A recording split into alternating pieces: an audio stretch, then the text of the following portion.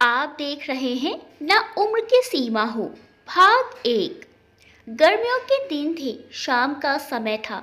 सूर्य अपनी लालिमा समेटते हुए बादलों के पीछे छुपने को तैयार था और वेदिका जी अपनी आंखें मूंदे खुद में ही मग्न होकर रोज की तरह अपनी छत पर वही अपने मनपसंद धुन गुनगुना रही थी।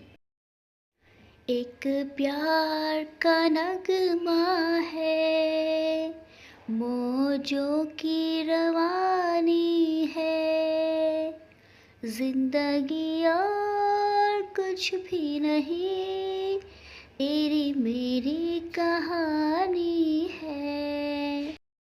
ये वही गीत है जो वेदिका जी के पति किशोर जी अक्सर वेदिका जी को सुनाया करते थे।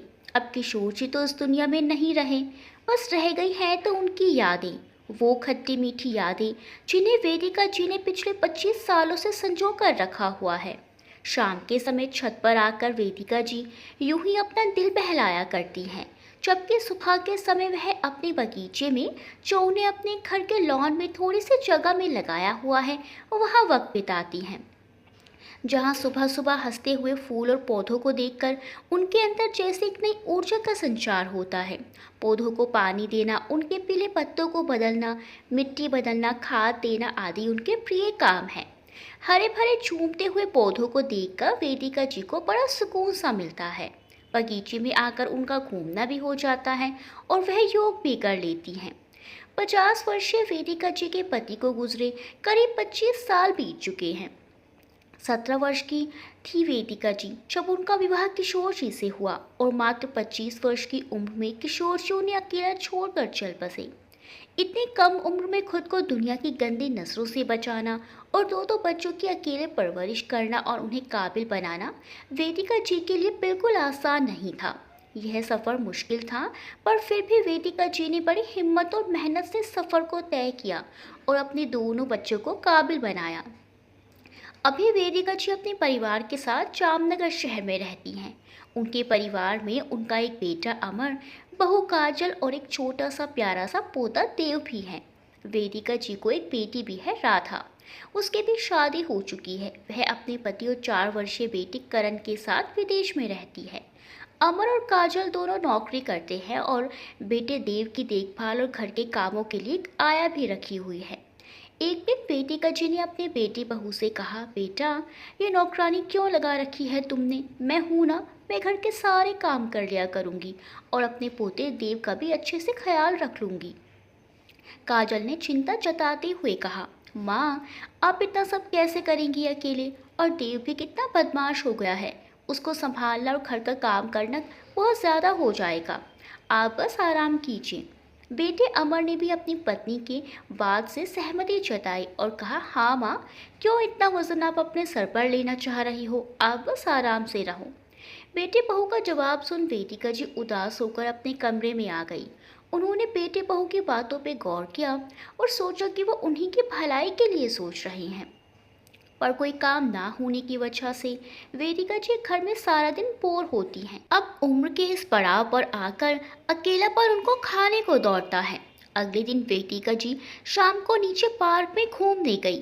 वहां पे वेदिका जी का पैर फिसल गया। तभी वेदिका जी का हाथ एक इंसान के हाथों में जा गिरा और उन्होंने वेदिका जी को गिरने से बचा लिया।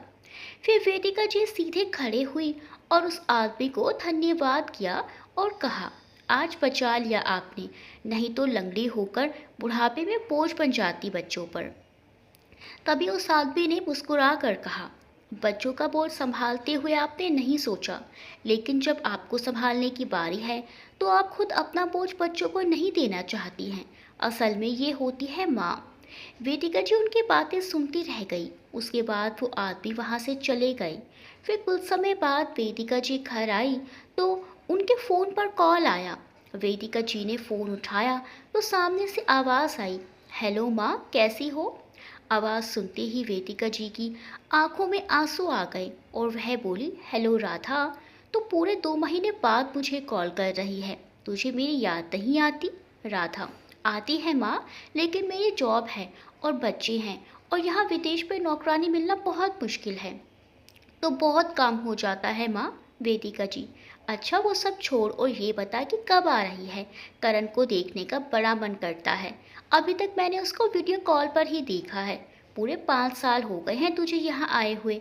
देव भी 5 साल का हो गया है, तू उसको देखने कब आएगी। राधा, माँ, इस साल नहीं हो पाएगा। तुम्हारे दामाद जी को बिल्कुल भी छुट्टी नहीं है, और अब करण स्कूल जाने लगा है तो मैंने भी दोबारा से जॉब करना शुरू कर दी है। अब नई नई जॉब के कारण मुझे भी छुट्टी नहीं मिल पाएगी। देखिए, अब तो अगले साल ही आना हो पाएगा। ये सुनकर वेदिका जी उदास हो गई और बोली, ठीक है। इतना बोलते ही राधा ने कहा, माँ मैं जा रही हूँ, मुझे अब करण को खाना खिलाना है।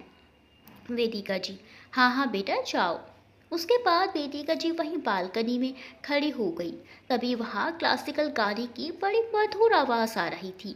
आवाज़ किसी पुरुष की थी, पर थी इतनी मीठी कि कानों में रस घोल रही थी। वेदिका जी को भी संगीत से काफ़ी लगाव था। शादी के बाद किशोर जी के जोर डालने पर उन्होंने कुछ दिन क्लासिकल संगीत की ट्रेनिंग भी ली, लेकिन पति के जाने के बाद उन्होंने सीखना छोड़ दिया, क्योंकि दोनों बच्चों की परवरिश की जिम्मेदारी अब उनके सर पर जो आ गई थी। वो आवाज़ इतनी मधुर थी कि वेदिका जी उस धुन के पीछे पीछे खिंची चली गई। उनके कदम खुद ब खुद इस आवाज़ की दिशा में बढ़ने लगे। इस आवाज़ का पीछा करते करते वेदिका जी धीरे धीरे दूसरी गली में जा पहुंची, और वहां जाकर देखा तो एक क्लास दिखी जहां पर संगीत सिखाया जा रहा था। वेदिका जी जब वहां और पास गई तो वहां वही शख्स दिखा जिन्होंने उनको पार्क में गिरने से बचाया था। उन मधुर तरानों में खोई हुई वेदिका जी को पता ही नहीं चला कि कब वो अंदर जाकर खड़ी हो गई। वेदिका जी का ध्यान तब टूटा जब उनको सामने से आवाज़ आई, जी मैं सत्यम सिंह यहाँ पर संगीत सिखाता हूँ बच्चों को। क्या आप अपने बच्चों के लिए यहाँ आए हैं। वेदिका जी ने देखा वो वही शख्स है जो पार्क में मिला था। वेदिका जी, माफ़ कीजिए, मैं गलती से यहाँ आ गई। सत्यम जी ये सुनकर मुस्कुराए और बोले, तो संगीत प्रेमिका हो तुम। वेदिका जी, जी मैं वो। सत्यम जी, हाँ, पकड़ी गई हो तुम। अब मुझसे झूठ मत बोलो। मैं देखकर ही बता सकता हूँ कि किसको संगीत से कितना प्रेम है। इस बात पर वेदिका जी मुस्कुराई और बोली, हाँ, किसी ज़माने में मैं भी संगीत सीखा करती थी, लेकिन। सत्यम जी, बस बस रहने दो, आगे मत बोलो। मैं जानता हूँ हर माँ बाप की कहानी एक ही होती है, जो अपने बच्चों की अच्छी परवरिश के पीछे अपनी सभी इच्छाओं का गला घोट देते हैं, और बाद में उम्र के इस मोड़ पर आकर उनके बच्चे ही उन्हें अकेला छोड़ देते हैं। जीवन भर माँ बाप बच्चों की हर अच्छी बुरी इच्छा पूरी करते हैं, लेकिन बच्चों को तो इस बात का अंदाज़ा तक नहीं होता कि उनकी वजह से उनके माँ बाप ने कितनी इच्छाएं मन में ही तबाह कर रखी हैं। वेदिका जी, जी सही कहा आपने। हर माँ बाप की तरह मेरी कहानी भी कुछ ऐसी ही है, लेकिन इसमें कुछ नया नहीं है। यह तो हर माँ बाप का फ़र्ज़ होता है। वेदिका जी इतना बोलकर अपने घर लौट आई। अगले दिन फिर मधुर संगीत की आवाज़ वेदिका जी तक पहुंची, और वेदिका जी खुद को उस आवाज़ की ओर जाने से रोक ना सकी। वहां जाने के बाद फिर से सत्यम जी से मुलाकात हुई। सत्यम जी, तुम जब चाहो यहाँ आ सकती हो और संगीत का अभ्यास कर सकती हो। वेदिका जी, लेकिन। सत्यम जी मुस्कुराए और बोले, मैंने पहले ही कह रखा है कि मैं कोई कहानियाँ नहीं सुनूंगा। और मोहतरमा, एक बात याद रखिए, खुद का समय थोड़ा खुद को भी दिया कीजिए। वेदिका जी इस बात पर कुछ नहीं बोली और वापस घर चली आई। जब रात में उनका बेटा अमर घर आया तो उन्होंने अपने बेटे से कहा, बेटा, मैं घर पर सारा दिन अकेले रहती हूँ, तुम दोनों भी शाम को लौटते हो। मेरे पास में दिन भर कोई काम नहीं होता करने के लिए, इस वजह से मैं घर में अकेले बोर होती हूँ। अगली गली में एक नया संगीत मास्टर आया है, तो क्या मैं वहाँ संगीत सीखने चली जाया करूँ। संगीत में मेरी रुचि भी है और मेरा अच्छा टाइम भी पास हो जाया करेगा। अमर ने इस बात पर माँ की मजाक बनाते हुए कहा, माँ, आप संगीत सीखना चाहती हैं, वो भी इस उम्र में। संगीत तो बच्चे सीखते हैं, आपको कौन सा इंडियन आइडल में जाना है। वेदिका जी को बेटे की इस मजाक का बुरा लगा और वह चुप रही। तभी काजल पति की बात काटते हुए बोली, ठीक है अमर, अगर माँ का घर पर मन नहीं लगता तो चले जाने दो माँ को संगीत सीखने। और क्या, थोड़ा मनोरंजन हो जाएगा माँ का। अमर, ठीक है माँ, अगर आप सीखना चाहती हैं तो सीख लो, हमें कोई आपत्ति नहीं। अगले दिन से वेदिका जी सत्यम जी के पास संगीत शिक्षा के लिए जाने लगी। सत्यम जी की उम्र भी यही कोई 50 के लगभग ही थी। उन्होंने कुछ दिनों पहले ही इस कॉलोनी में शिफ्ट किया है। वह बच्चों को संगीत शिक्षा देने के माध्यम से अपनी जीविका चलाते हैं, जिससे दो पैसे भी कमा लेते हैं और उनका समय भी कट जाता है। वेदिका जी को संगीत सीखते सीखते 2 महीने बीत गए थे और इन 2 महीनों में सत्यम जी और वेदिका जी की बहुत अच्छी दोस्ती भी हो गई थी। दोनों में काफी अच्छा तालमेल बन गया था। तभी एक दिन वेदिका जी ने सत्यम जी से पूछा, आपके परिवार में कौन कौन है और आपकी पत्नी कहाँ है? सत्यम जी ने बड़े अस्थिर से होकर वेदिका जी की तरफ देखा और कहा, वैसे तो मैं अपनी कोई भी बात किसी को नहीं बताता हूँ, क्योंकि फिर लोग आपको कमज़ोर समझने लगते हैं, लेकिन पता नहीं क्यों तुम्हें बताना चाहता हूँ। वेदिका जी को ये बात बहुत अजीब लगी, लेकिन फिर वो सत्यम जी की पत्नी के बारे में सोचने लगी और सत्यम जी की बात सुनने लगी, जो वो अपनी पत्नी के बारे में बता रहे थे।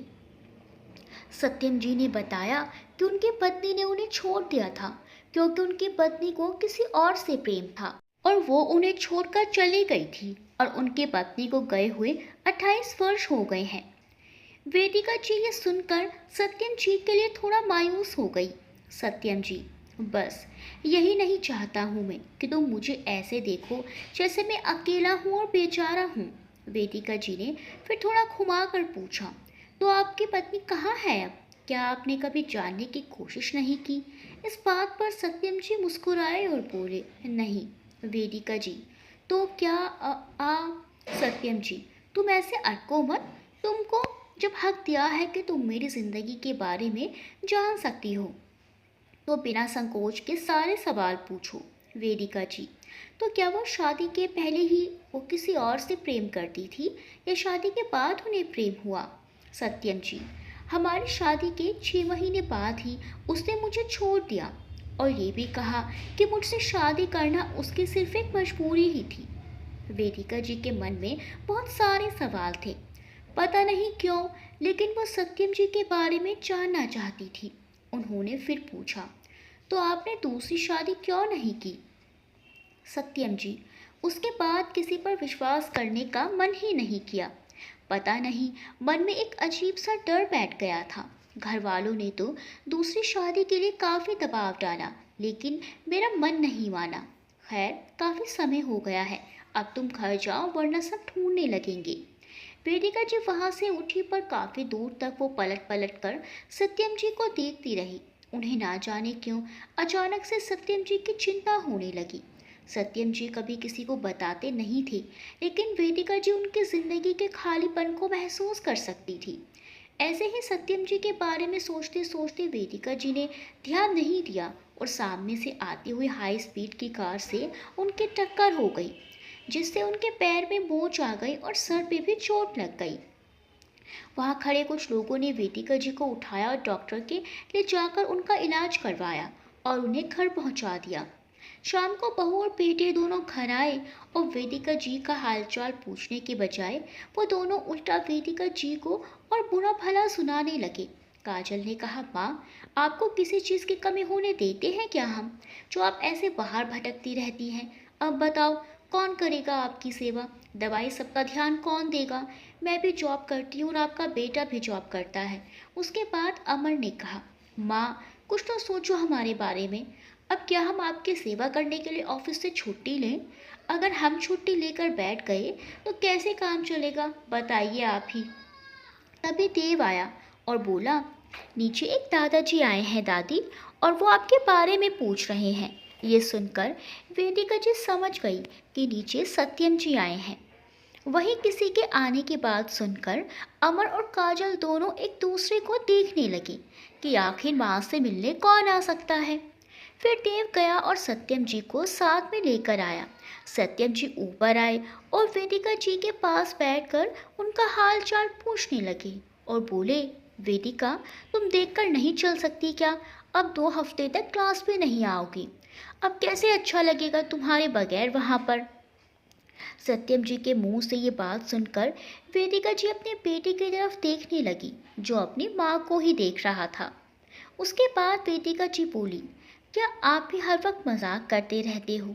सत्यम जी हंसने लगे और फिर वहाँ से उठकर कहा, अच्छा चलता हूँ, तुम ध्यान रखो और जल्दी से ठीक हो जाओ। और मुस्कुराते हुए वहाँ से चले गए। तभी वेदिका जी की बहू काजल ने कहा, माँ, आप इनके पास संगीत सीखने जाती हैं? आपको पता है क्या? आपने नहीं सुना? मैंने इस आदमी के बारे में बहुत सुना है। इसने अपनी पत्नी को इतना मारा कि इसकी पत्नी इसको छोड़कर भाग गई। तभी बेटे ने भी कहा, हाँ, मैंने भी सुना है और ये भी सुना है कि ये बूढ़ा एक साथ बहुत सी औरतों के संबंध में था, इसीलिए अपनी पत्नी को पीटता था। और माँ, ये कैसे बात करते हैं आपसे? तुम करके कौन किसी से बात करता है? अब आप नहीं जाओगी वहाँ, बस बहुत सीख लिया आपने संगीत। ये कहने के बाद बेटी और बहू पैर पटकते हुए दोनों अपने कमरे में चले गए। अगले दिन से बेटी और बहू दोनों ऑफिस चले जाती थी और देव स्कूल चला जाता था। वेदिका जी अकेले घर पे रहती थी और नौकरानी आती और घर का काम करके चली जाती। अगर वेदिका जी कुछ कहती तो उनकी बात भी वो ध्यान से नहीं सुनती थी, क्योंकि वेदिका जी को अभी बाथरूम जाने के लिए भी किसी की ज़रूरत पड़ती थी। वेदिका जी अब अपने आप को बिल्कुल अकेला और बेसहारा महसूस करने लगी। फिर से वही अकेलापन उनको कचोटने लगा। फिर से वही खाली दीवारें उनको खाने को दौड़ने लगी। वह सारा दिन अपनी लाचारी पर आंसू बहाती रहती। एक दिन उन्होंने राधा को फ़ोन किया। उधर से राधा ने कहा, हेलो माँ। वेदिका जी, राधा, मैं वो। राधा, माँ, अभी मैं बिज़ी हूँ, बाद में बात करती हूँ। वेदिका जी बोलती ही रही कि राधा ने फ़ोन भी कट कर दिया। वेदिका जी रोती रही, लेकिन उन्हें वहाँ देखने वाला और बात करने वाला कोई नहीं था। वेदिका जी को सत्यम जी के क्लास में जाना और संगीत सीखना बहुत पसंद था। 2 महीने से वो बहुत खुश रहा करती थी। आखिर उनको भी संगीत और सत्यम जी के रूप में अपना अकेलापन बांटने वाला एक सहारा मिल गया था। लेकिन जब से एक्सीडेंट हुआ, तब से ये सहारा भी छिन गया उनसे और वो फिर से अकेली हो गई। आज वेदिका जी को सत्यम जी की बड़ी याद आ रही थी। वेदिका जी ने बहुत सोचते सोचते सत्यम जी को फ़ोन लगाया और कहा, हेलो सत्यम जी। सत्यम जी, हेलो, मैं सत्यम बोल रहा हूँ। कहिए, कौन बोल रही हैं आप? वेदिका जी, मैं वेदिका। सत्यम जी ने खुशी से कहा, वाह वेदिका, तुमने फ़ोन किया। मुझे लगा बेटे और बहू के कहने पर तुम मुझे फ़ोन नहीं करोगी, क्योंकि तुम्हारा बेटा और बहू मेरे पड़ोस वाले घर में आते हैं और मेरे पड़ोसी लोग मेरे बारे में क्या क्या बोलते हैं ये तो सब जानते हैं। वो लोग सबको मेरे बारे में अपनी ही मनगढ़ंत कहानियाँ सुनाते रहते हैं। वेदिका जी, अभी आपने कहा कि फ़ोन पर आप कौन बोल रही है, फिर आप मुझे तुम क्यों कहती हैं? सत्यम जी, वेदिका। ये कहने के बाद सत्यम जी चुप हो गए। तभी वेदिका जी ने कहा, क्या हुआ, कुछ कहना चाहते हैं आप? सत्यम जी, क्या तुम्हें मेरा तुम कहना अच्छा नहीं लगता? वेदिका जी, नहीं वो। सत्यम जी, समझ गया, तुम्हें भी शायद वो कहानी सुना दी गई है। कोई बात नहीं, सबकी तरह तुम भी मुझे गलत समझ सकती हो, लेकिन मैं चाहता हूँ कि तुम मुझे गलत मत समझो।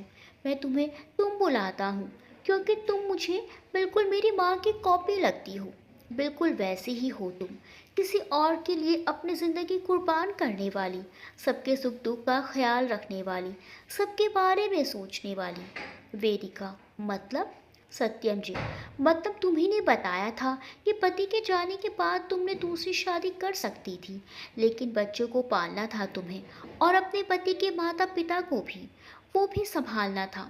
इसीलिए तुमने दूसरी शादी नहीं की और अपने परिवार की खातिर अपनी सभी इच्छाओं का गला घोट दिया। ये सब सुनकर वेदिका जी की आंखें नम हो चुकी थी। वो कुछ बोल नहीं पाई और फ़ोन रख दिया। फ़ोन रखने के बाद भी वह घंटों आंसू बहाती रही। वेदिका जी के एक्सीडेंट को 10 दिन बीत चुके थे और उनके पैर की मोच भी अब काफ़ी हद तक ठीक होने लगी थी, इसीलिए वो अब थोड़ा चल फिर सकती थी। फोन रखने के कुछ समय बाद ही सत्यम जी वेदिका जी के घर आ पहुंचे। वेदिका जी ने दरवाजा खोला और जब सामने सत्यम जी को देखा तो देखती रह गई। सत्यम जी, अंदर नहीं बुलाओगी वेदिका? वेदिका जी, हाँ आइए ना। फिर दोनों साथ में बैठ बातें करने लगे। तभी नौकरानी ने वेदिका जी की बहू को फोन करके बता दिया कि सत्यम जी फिर से वेदिका जी से मिलने घर पे आए हैं। अमर और काजल के घर आने से पहले ही सत्यम जी वापस जा चुके थे।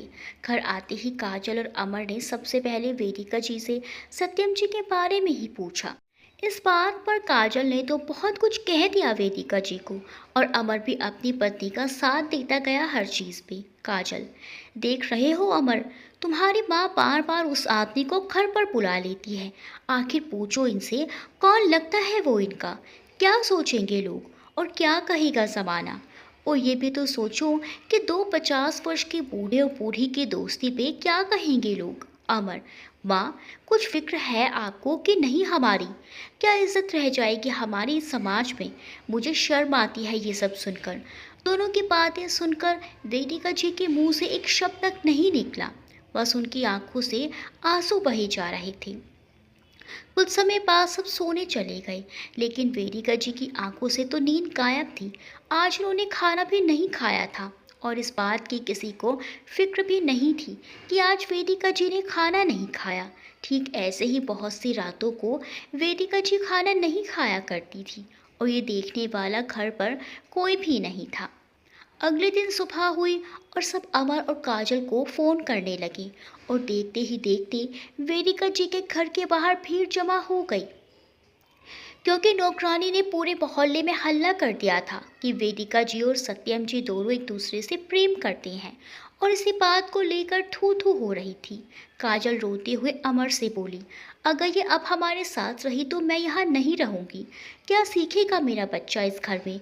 क्या असर पड़ेगा मेरे बच्चे पर? ये सुनकर वेदिका जी बोली, नहीं बहू, तुम मत जाओ कहीं, मैं ही चली जाऊंगी घर छोड़कर। माँ के घर छोड़कर जाने की बात को सुनकर अमर भी कुछ नहीं बोला और चुपचाप मुंह घुमाए बैठा रहा।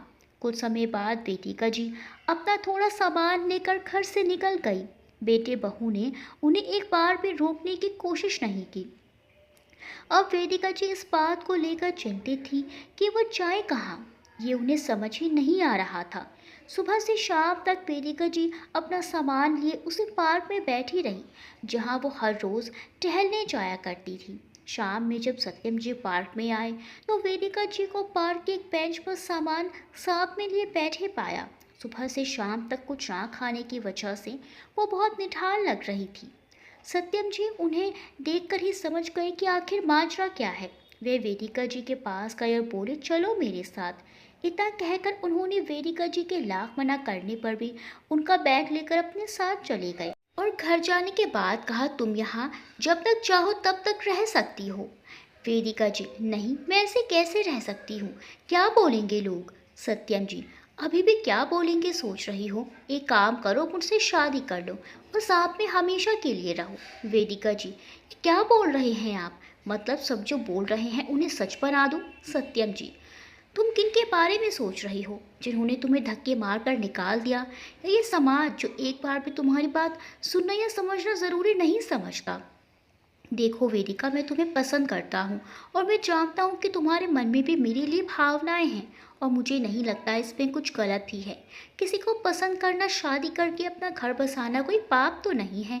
वेदिका जी सत्यम जी की तरफ देखते हुए बोली, ये क्या बोले जा रही हैं आप? बस कीजिए। तभी वहाँ एक लड़की आई जिसका नाम स्नेहा था, और साथ में साहिल स्नेहा का पति। स्नेहा सत्यम जी की विद्यार्थी थी और साहिल भी।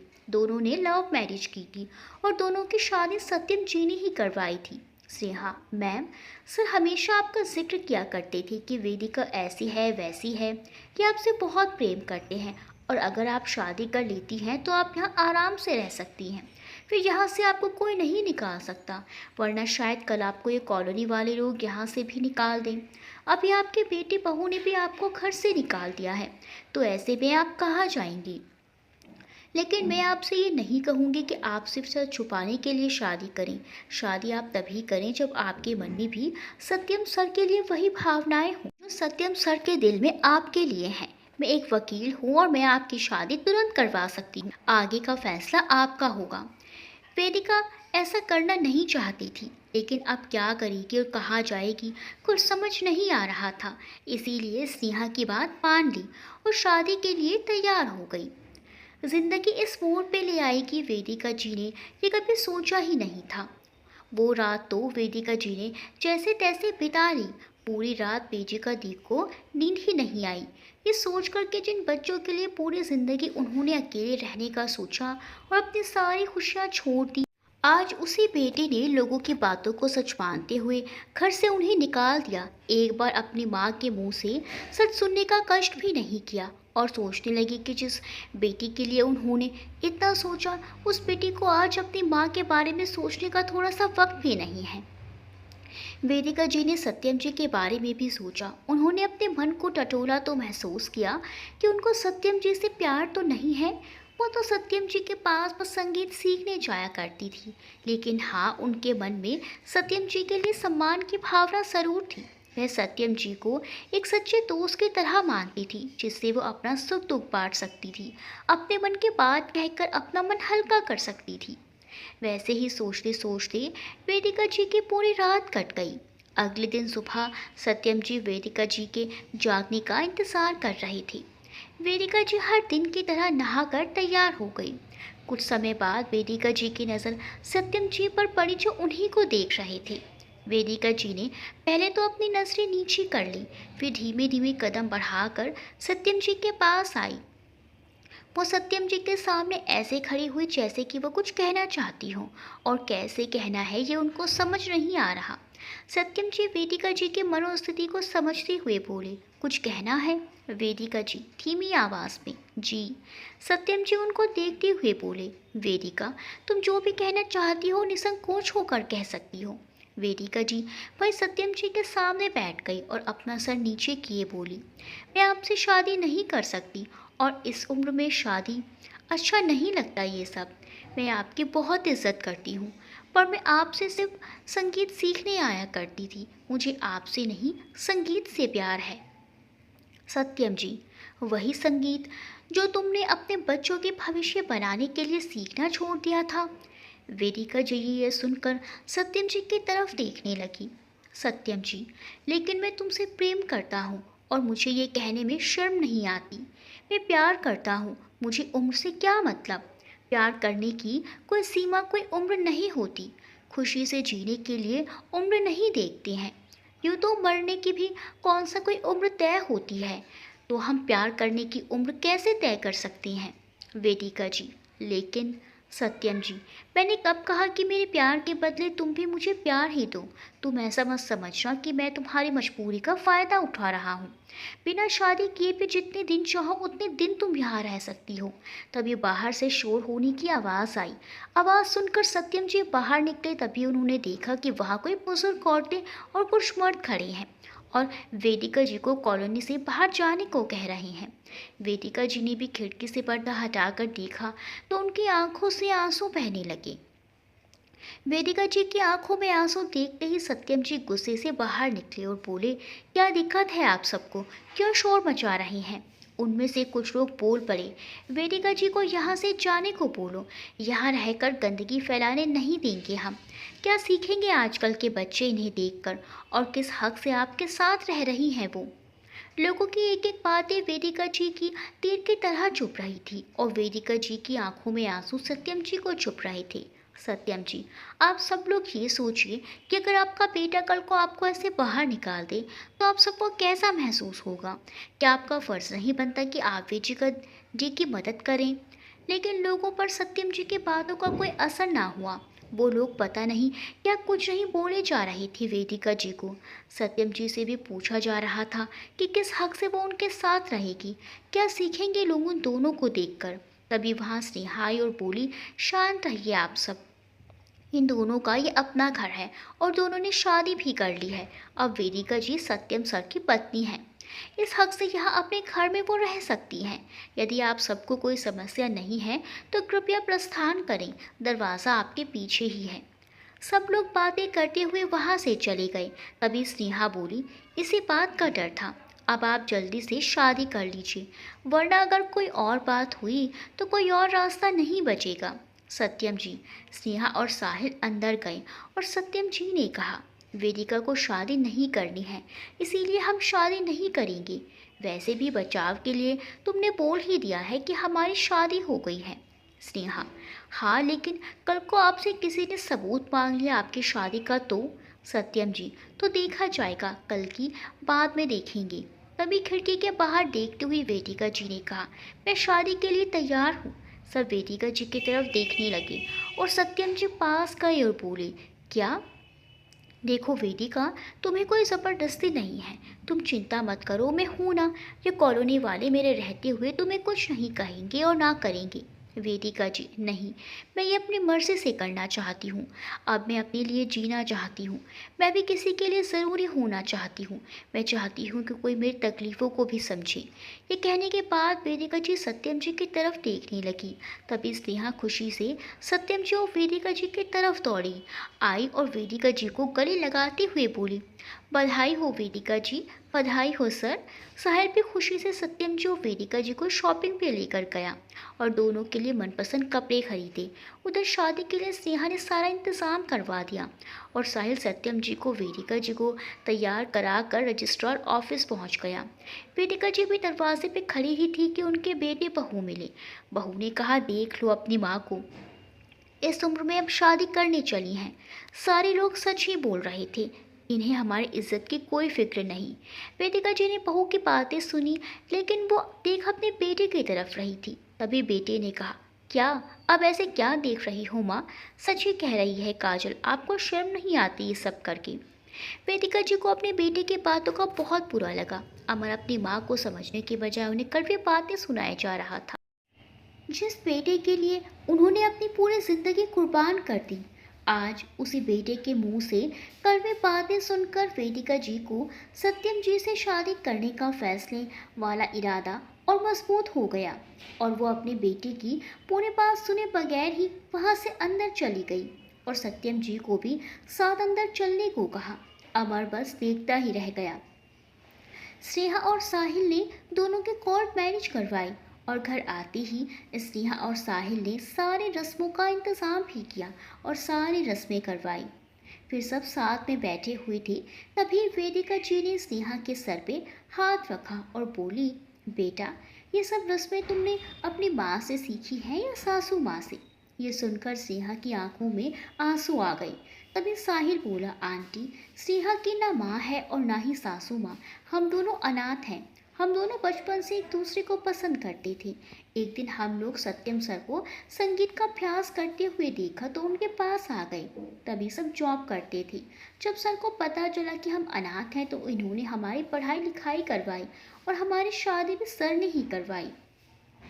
फिर वेदिका जी मुस्कुराई और स्नेहा से बोली, तो क्या चाहिए तुम्हें, माँ या सासू माँ? चौंकते हुए तीनों वेदिका जी की ओर देखने लगे।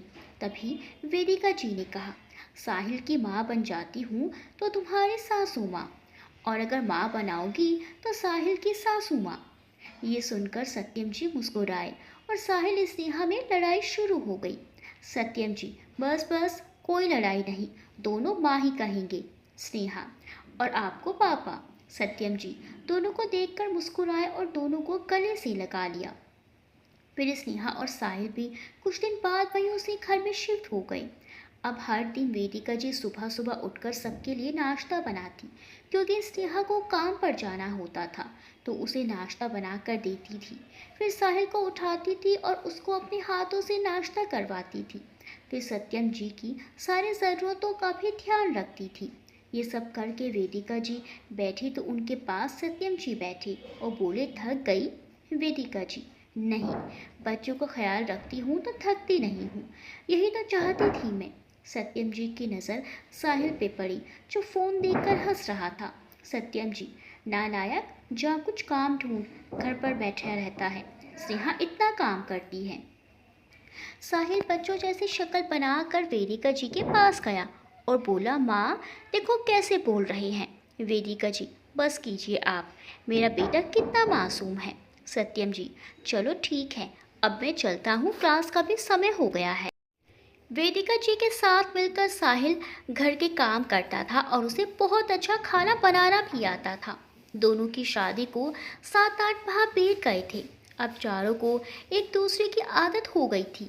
एक दिन शाम हुई और चारों घूमने निकले, वहीं पार्क में जहाँ वेदिका जी और सत्यम जी पहली बार मिले थे। साहिल और स्नेहा इन दोनों को अकेले समय बिताने के लिए छोड़कर खुद घूमने चले गए। वेदिका जी, एक बात पूछूं? सत्यम जी, एक क्यों मिसेस सत्यम त्यागी, आप जितने चाहे उतने सवाल पूछिए। वेदिका जी मुस्कुराई और बोली, आपको मुझसे मोहब्बत कब हुई? सत्यम जी फिर मुस्कुराए और बोले, मिसेस त्यागी, आपने सवाल ही गलत किया है। वेदिका जी, मतलब? सत्यम जी, मतलब आप ये पूछिए कि मुझसे मिलने के बाद आपने मुझसे कब मोहब्बत नहीं की, क्योंकि मैं पहली बार आपको यहाँ देखकर ही आपको दिल दे बैठा था। हाँ, ये बातें थोड़ी अजीब हैं, लेकिन क्या करूँ, सच है। वेदिका जी बस सत्यम जी की तरफ देखने लगी। फिर सत्यम जी मुस्कुराए और बोले, मिसेस त्यागी, प्यार क्या है पता ही नहीं था जब हमारी शादी हुई थी, और ऊपर से वो किसी और को पसंद करती थी, और उसके जाने के बाद दिल के दरवाजे भी होते हैं, ये मैंने सोचा ही नहीं। लेकिन उस दिन तुम्हें गिरते हुए देखा, तुम्हें संभाल लो ऐसा दिल किया। और मिसेस त्यागी, क्या बताऊं, अब अकेले जिया नहीं जाता। ये कहने के बाद सत्यम जी की आंखों में आंसू आ गए, और वेदिका जी सत्यम जी की आंखों में देख रही थी, और सत्यम जी भी वेदिका जी की आंखों में ही देखे जा रहे थे। तभी वेदिका जी ने अपना सर उनके कंधे पर रखा और बोली, मुझे भी अब दुनिया अच्छी दिखने लगी है। तभी सत्यम जी मुस्कुराए और अपना हाथ वेदिका जी के सामने दिया। वेदिका जी ने भी सत्यम के हाथ को थाम लिया और प्यार से उनकी तरफ देखने लगी।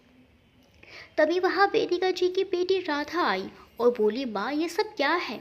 राधा को देखकर वेदिका जी खड़ी हो गई। फिर राधा ने सत्यम जी की तरफ देखा और बिना कुछ बोले अपनी माँ का हाथ पकड़कर वेदिका जी को वहाँ से अपने साथ ले जाने लगी। वेदिका जी, राधा सुनो तो सही। राधा, कुछ नहीं सुनना है मुझे, बस तुम मेरे साथ चलो। राधा वेदिका जी का हाथ पकड़कर वहाँ से वेदिका जी को घर ले आई। सत्यम जी कुछ नहीं बोल पाए राधा से, क्योंकि वो जानते थे कि वेदिका जी कुछ भी बोले, लेकिन वो अमर और राधा से बहुत प्यार करती हैं। कुछ समय बाद स्नेहा और साहिल वापस आए और सत्यम जी को अकेला देखकर बोले, माँ कहाँ है? सत्यम जी, वो चली गई। साहिल, कहाँ चली गई पापा? सत्यम जी ने फिर सारी बातें दोनों को बताई। स्नेहा गुस्से से बोली, और आपने उन्हें जाने दिया? सत्यम जी, वो उसके बच्चे हैं। साहिल रोता हुआ बोला, और हम कौन हैं सर? साहिल के मुंह से फिर से सर सुनकर सत्यम जी को बहुत बुरा लगा। स्नेहा ने फिर साहिल को समझाया, साहिल हमेशा घर पर रहता था, इसीलिए उसे वेदिका जी की बहुत ज़्यादा आदत थी। फिर तीनों वहाँ से घर गई। सत्यम जी ने वेदिका जी का काफ़ी इंतज़ार किया, और फिर 3 दिन बाद उन्होंने घर जाकर पता करने का सोचा, क्योंकि साहिल की उतरी हुई शक्ल सत्यम जी को बिल्कुल भी अच्छी नहीं लग रही थी।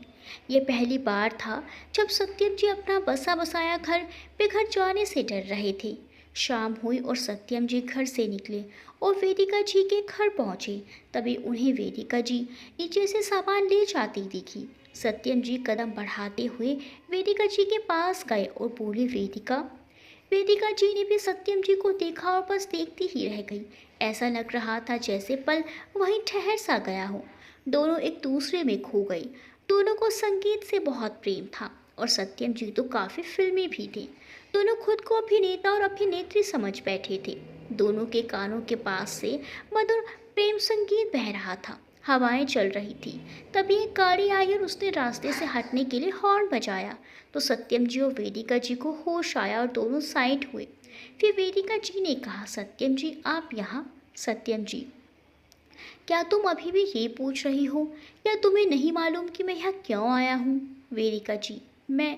सत्यम जी, तुमने एक बार भी फ़ोन तक नहीं किया, और पता है तुम्हें कि साहिल कितना परेशान रहता है। उसने खाना पीना सब कम कर दिया है, अकेले बैठा रहता है। वेदिका जी को साहिल की चिंता थी। वो साहिल का नाम सुनकर भावुक हो गई, लेकिन उन्होंने कुछ नहीं कहा। सत्यम जी ने उनकी चिंता देखी, लेकिन उनके चुप्पी को वो समझ नहीं पाए। फिर वो वहाँ से जाने लगे। तभी वेदिका जी ने आवाज़ दी और कहा, हमारे बेटे का ख्याल रखिएगा। वो दिल से बहुत सोचता है सत्यम जी। उसका ख्याल शायद मैं चाहकर भी नहीं रख सकता। उसके इतने सवालों का आखिर क्या जवाब दूँ मैं। दोस्तों, क्या वेदिका जी को समाज और बच्चों के डर से सत्यम जी का साथ छोड़ देना चाहिए, या फिर सब दकियानुसी बातों को छोड़कर सत्यम जी का साथ देना चाहिए?